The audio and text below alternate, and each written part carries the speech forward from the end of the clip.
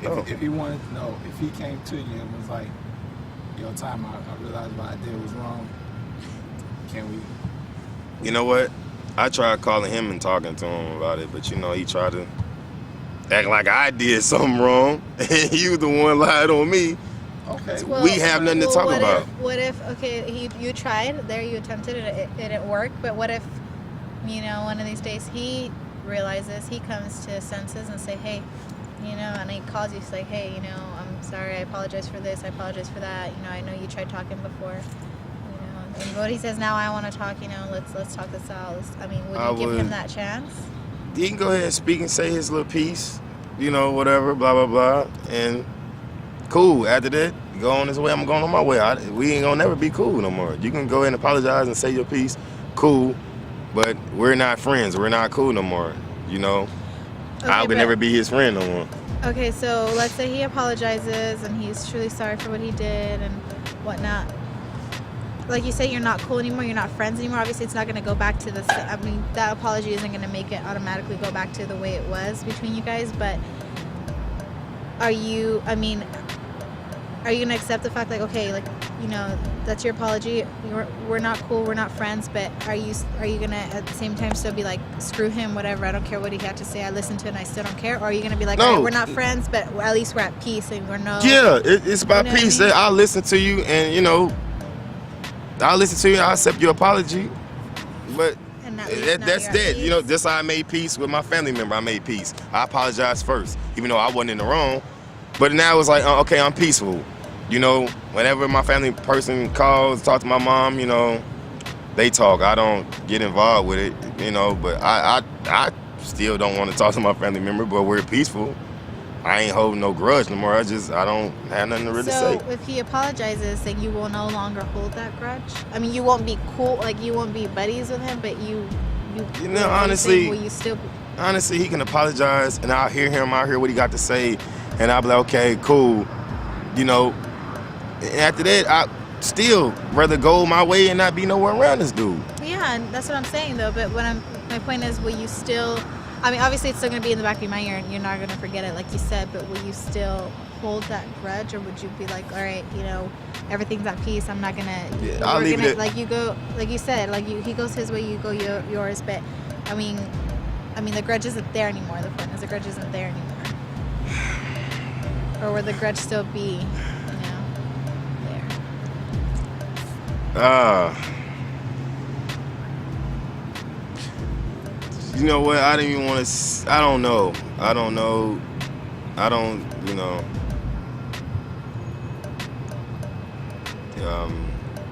It could still be there, even after he apologized. But the point is, you wouldn't act on it, right? Yeah, I still wouldn't act on it.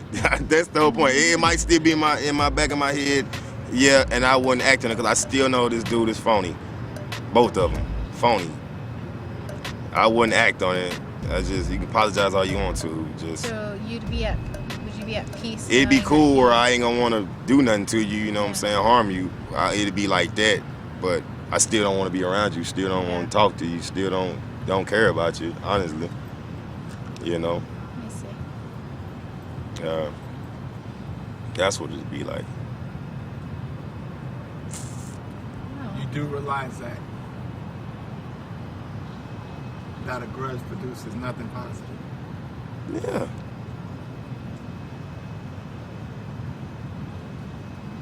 But what am I supposed to... What would you do? What would you do in life to try to get away from holding a grudge against somebody else? You get what I'm saying? Could you avoid it? It's a new day. I think I'm avoiding holding grudges against people now because I try to minimize the people I surround myself with. That way I don't have to get into it and with anybody and have to hold a grudge. So it's about who you surround yourself with, you know.